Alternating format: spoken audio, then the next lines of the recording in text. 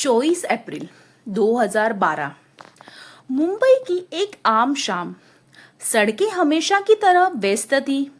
लोग अपने अपने काम में लगे हुए थे, लेकिन किसी को अंदाजा भी नहीं था कि उसी रात एक ऐसी घटना होने वाली है जो आने वाले कई सालों तक पूरे देश के सबसे चर्चित मर्डर मिस्ट्री केस में बदल जाएगी। यह कहानी है शीना बोरा की, एक ऐसी लड़की जिसकी जिंदगी अचानक रहस्यमय तरीक तरीके से गायब हो गई। सबसे हैरान करने वाली बात यह थी कि जिस महिला को दुनिया की सबसे बड़ी बहन मानी जाती थी, जांच में सामने आया कि वही उसकी माँ थी। इस कहानी में रिश्तों को ऐसा जाल था जिससे पुलिस अधिकारियों तक को हैरान कर दिया था। शीना बोरा का जन्म आसाम में हुआ था। बचपन में उसे यही बताया गया था कि उसकी असली माता पिता उसके नाना नानी है और इंद्रायणी मुखर्जी उसकी बड़ी बहन है। सालों तक शीना इसी सच को मानती रही, लेकिन असलियत इससे बिल्कुल अलग थी।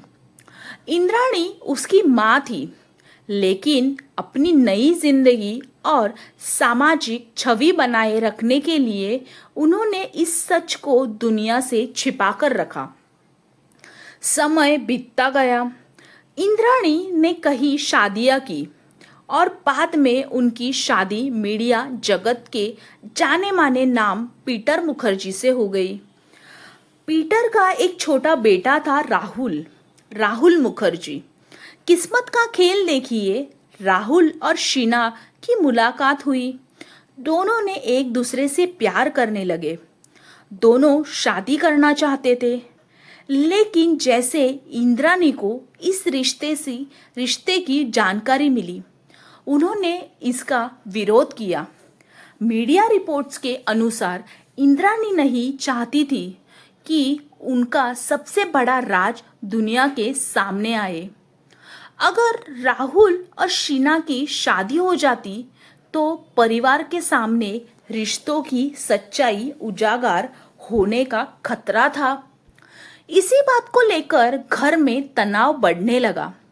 राहुल बार बार शीना का साथ देता रहा, लेकिन दूसरी तरफ इंद्राणी लगातार इस रिश्ते को खत्म करने की कोशिश करने लगी रही थी।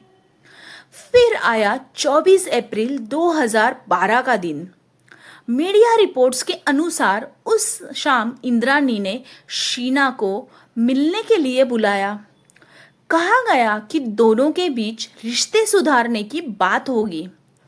शीना भी बिना किसी शक के मिलने चली गई, लेकिन इसके बाद जो हुआ उसने इस केस को भारत के सबसे बड़े रहस्यमय मामलों में शामिल कर दिया। उसी रात के बाद शीना किसी को दिखाई नहीं दी। अगले दिन का उसका मोबाइल बंद था।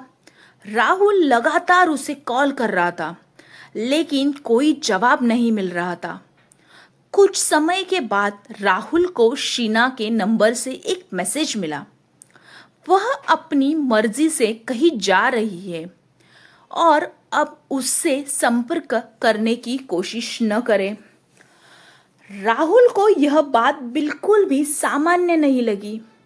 उसे पूरा विश्वास था कि शीना ऐसे बिना बताए कभी कहीं नहीं सकती। उसने इंद्राणी को भी कई बार पूछा, शीना कहाँ है, लेकिन हर बार उसने अलग अलग जवाब मिले। किसी ने कहा शीना विदेश चली गई है, किसी ने कहा वह अपनी नई जिंदगी शुरू करना चाहती है। धीरे धीरे समय बीतता गया, लेकिन राहुल का शक कम नहीं हुआ। उसे लगता था कि कहीं न कहीं कोई बड़ा सच छिपाया जा रहा है। उसने यह नहीं पता किया कि जिस लड़की को वह हर दिन तलाश कर रहा था, उसके साथ उस रात क्या हुआ था। असली कहानी अभी शुरू नहीं हुई थी, क्योंकि आने वाले 3 साल के बाद ऐसी घटना होने वाली थी कि जो इसे पूरे राज से पर्दा उठा देगी और देश भर में सनसनी मचा देगी। तो दोस्तों ये है हमारे कहानी का पहला पार्ट है। तो आपने ये पहला पार्ट देखा है तो और ऐसे 2 पार्ट ज़रूर आएंगे। तो आप ये ज़रूर 2 पार्ट और देखिए और मुझे कमेंट बॉक्स में ज़रूर बताइए कि आपको ये कहानी कैसे लगी।